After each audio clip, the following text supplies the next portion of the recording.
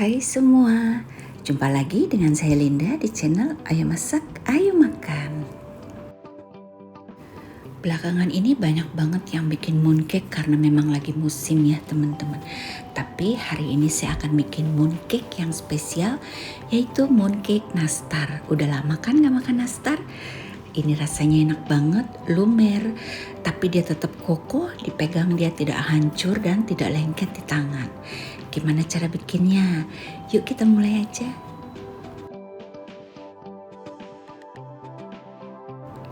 Bahan-bahannya sama seperti nastar pada umumnya. Saya pakai margarin 50 gram, wisman 50 gram, dan saya pakai 20 gram gula halus. Ini kita akan mixer sampai dia creamy. Tidak lama, hanya 1 menit. Kita tambahkan 1 kuning telur dan kita mixer lagi selama setengah menit saja. Kita pakai 25 gram susu bubuk. Ini kita saring dulu ya, karena susu bubuk kalau lama nggak dipakai bergerendil. Kita tambahkan juga 25 gram maizena, dan tepung terigunya saya pakai protein rendah sebanyak 150 gram. Ini saya masukkan secara bertahap ya teman-teman, tapi kalau kalian mau langsung juga bisa. Berbeda dengan nastar-nastar biasanya yang saya bikin, ini maizenanya lebih banyak supaya dia lebih kokoh. Pada saat kita pegang itu dia tidak cepat hancur karena ini tidak akan saya olesi dengan kuning telur. Nah, untuk cetakannya saya pakai cetakan mooncake ukuran 35 gram. Untuk isiannya beratnya 10 gram. Nanasnya kalian bisa bikin sendiri, bisa beli jadi ya. Dan untuk kulitnya ini beratnya sebanyak 16 gram. Tapi kalau kalian nggak mau ribet, kalian bisa pakai sendok takar 1 sendok makan. Tapi setelah saya timbang kadang-kadang pas 16 gram, kadang-kadang 19 gram. Jadi saya lebih suka ditimbang saja supaya rata hasilnya. Jangan lupa ini kita pulung-pulung selama 6 detik, baru kita tipiskan dan kita isi dengan nanas. Nah, cara bungkusnya juga sama seperti nastar pada umumnya ya teman-teman. Kulitnya kelihatan pecah-pecah, kalian gak usah khawatir ya. Dipulung-pulung, digiling-giling seperti aja, nanti lama-lama dia akan halus. Kalau sudah halus, kita kasih terigu dulu sedikit ya teman-teman di tangan kita ataupun di nastar ini juga nggak masalah. Pinggirnya kita rampingkan dulu supaya muat di cetakan ini, dan cetakannya kita kasih terigu dulu biar tidak menempel.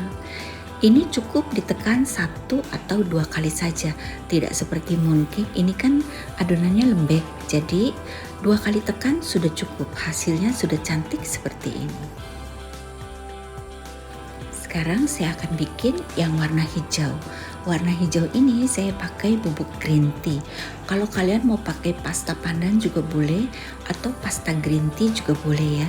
Ini setelah saya aduk-aduk, setelah tercampur rata, warnanya kurang cantik, tapi wanginya dia sudah wangi green tea ya.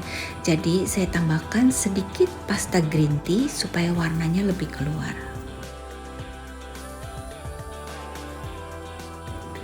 Mooncake nastar ini bikinnya gampang banget ya teman-teman, nggak pakai ribet dan hasilnya cantik sekali.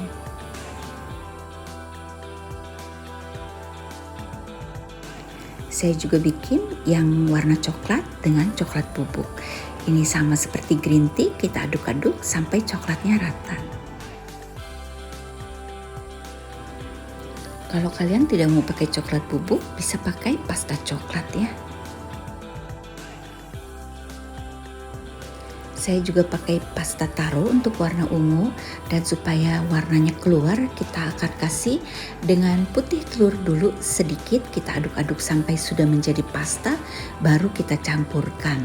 Nah, apabila adonan terasa sedikit lembek, kalian bisa tambahkan terigu sedikit ya. Dan apabila kalian sulit untuk membentuk dia supaya lebar, kalian bisa tekan dengan piring seperti ini, baru kita isi dengan nanas. Ini caranya lebih mudah ya teman-teman, dan hasilnya lebih rata. Nastar ini saya akan oven di oven yang tidak dipanaskan dulu. Saya cuma panasin sekitar 2 menit saja, lalu saya langsung masukin ya. Ini suhunya 140 derajat, api atas dan bawah tanpa kipas, dan kita akan panggang selama tergantung dari oven kalian masing-masing ya. Di sini karena ini sebenarnya saya olesi dulu dengan kuning telur. Jadi saya panggang setengah matang sekitar 20 menit lalu saya olesi dengan kuning telur. Tapi setelah matang itu ternyata yang diolesi kuning telur kurang cantik ya teman-teman. Lebih cantik tanpa diolesi kuning telur. Jadi di sini saya tidak sarankan untuk kalian olesi dengan kuning telur. Tapi kalau kalian mau olesi dengan kuning telur boleh ya teman-teman. Hasilnya seperti ini. Dia mengkilap tapi kurang cantik menurut saya. Bila tasnya ingin kalian kasih gold dust seperti ini, tidak perlu diolesi kuning telur. Dia hasilnya lebih cantik ya. Ini mohon maaf videonya agak buram, saya juga nggak tahu kenapa ya.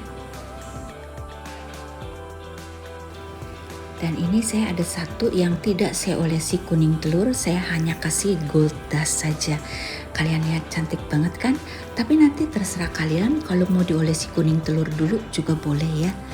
Dan ini hasil dari yang diolesi dengan kuning telur.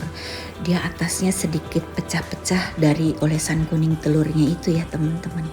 Karena kuning telurnya olesannya tipis, jadi dia sedikit pecah-pecah sana sini. Overall dia cantik juga, tapi saya lebih suka yang tanpa diolesi dengan kuning telur.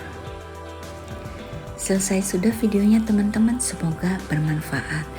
Dan untuk kalian yang belum subscribe, di-subscribe dulu supaya tidak ketinggalan video-video selanjutnya.